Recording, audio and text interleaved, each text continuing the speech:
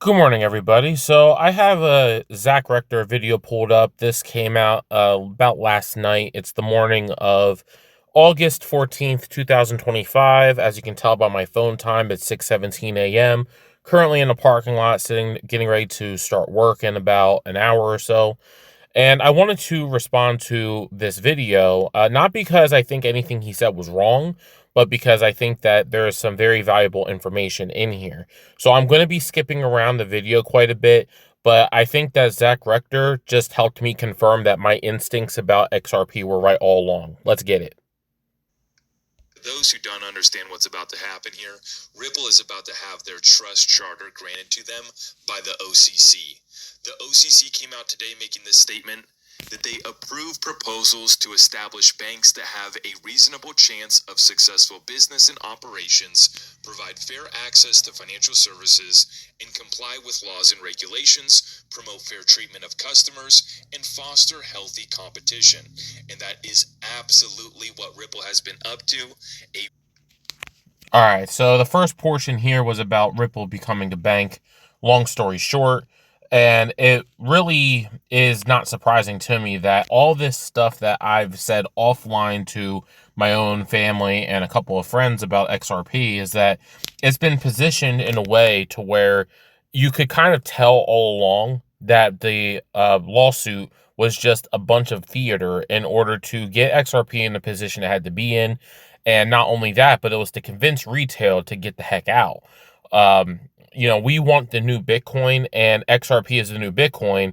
And Forbes and Bloomberg put this stuff out years ago. Um, I'll say back in 2023, give or take. And due to that, or those articles having dropped about how XRP is going to go to 60,000.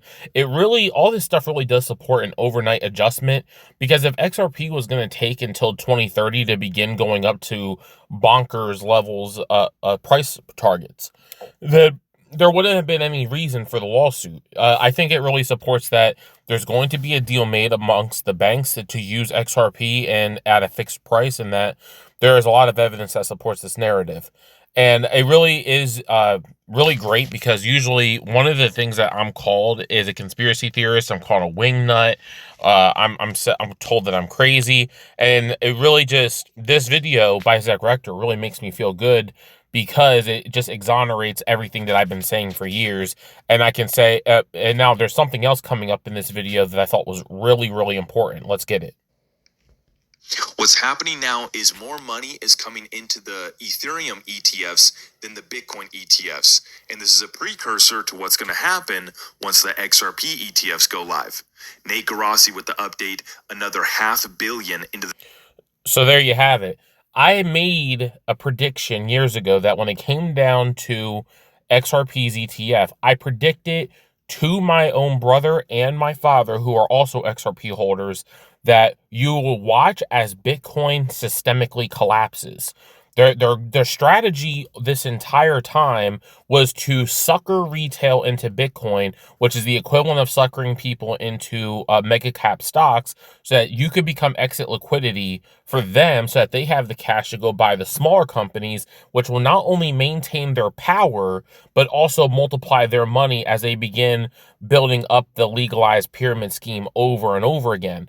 This was happening since 1914. You could read about it in a book called Reminiscences of a Stock Operator.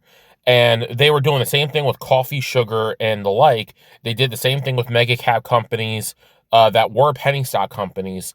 And now they're doing this. They did the same exact thing with Bitcoin. And now they're doing the same thing to Ethereum. They're going to go down the line and they're going to dump Bitcoin. And you see it happening now. You just heard Zack Rector say it. They're going down the line because people now understand that Bitcoin has always been a game about suckering people back into the legacy system by overhyping things, leaving other things out. And you're going to see other things in this video that's going to solidify what I'm saying. Let's get it. Now, this is the Wolf of Wall Street Scott Melker highlighting how Tom Lee is now the Michael Saylor of Ethereum. No question. Look at this post. Bitmine is now the third largest crypto treasury behind only Strategy and Marathon. An incredible feat for such a young company. Now wait, hold up. The third largest crypto treasury was Strategy and Marathon. Where is Ripple? Why is Ripple not being acknowledged? In fact, I mean, there's nothing like, it speaks volumes when you treat a currency as a reserve, when you lock it up in a time-locked escrow, where they don't even have access to sell it. I'm not seeing Michael Saylor with Strategy. I'm not seeing Bitmine lock up any of their Ethereum or Bitcoin in some sort of escrow or time-locked oracle that they are, basically keeping themselves from being able to access it. Nobody else is doing that, but Ripple is. But why is Ripple not considered a corporate treasury company? This is all part of the misinformation that is still being spread against Ripple, and I'll show you why. So there you have it. So what I was predicting is that there's going to be more and more of a disinformation campaign. And when I say disinformation, I'm not talking about Zack. I'm talking about the people that he's looking into himself. I talk about, this Tom Lee character, Michael Saylor. These people are inherently dishonest, in my First Amendment protected opinion, of course, because I'm not trying to get sued. So the thing is that there's so much disinformation from these people because they know deep down that XRP will crush, and I mean crush with a rolling R, crush Bitcoin. It will crush Ethereum.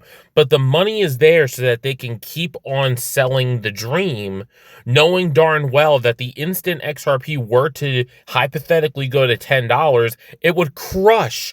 The holdings would crush, market cap and otherwise, that of Ethereum and Bitcoin. It doesn't make sense to use networks that are outdated, that are too slow, and that just, it doesn't make sense. The volume just isn't there. And the part that I really, really wish that people would really get on board with and get with the program, get with the times, is that in order to make people able to access a new financial system where everything is settled quickly, in seconds instead of days, or imagine logging to your account and you see that you have something pending for 4 days, but imagine it no more pending. Imagine you log in once because you logged in too fast and it was pending, and then you refresh the page and the pending is gone, that everything is settled. That's exactly what Ripple and XRP is capable of. Does Bitcoin do that? No. Does Ethereum do that? No. And therefore, it's very crazy about how everything that I said about Bitcoin and Ethereum without a college degree, without spending hours on the internet going through people's statements, ended up being true. It is crazy how this stuff happens. But really, that's all I really wanted to say. Thank you, Zack Rector, for always putting out all this information. I took little clips of your video that was about 20 something minutes long, and I summarized how I felt the same exact thing, and how and summarize all this stuff and how things are going in under 20 minutes, actually under 10 minutes actually. So thank you guys for watching. Have a good day.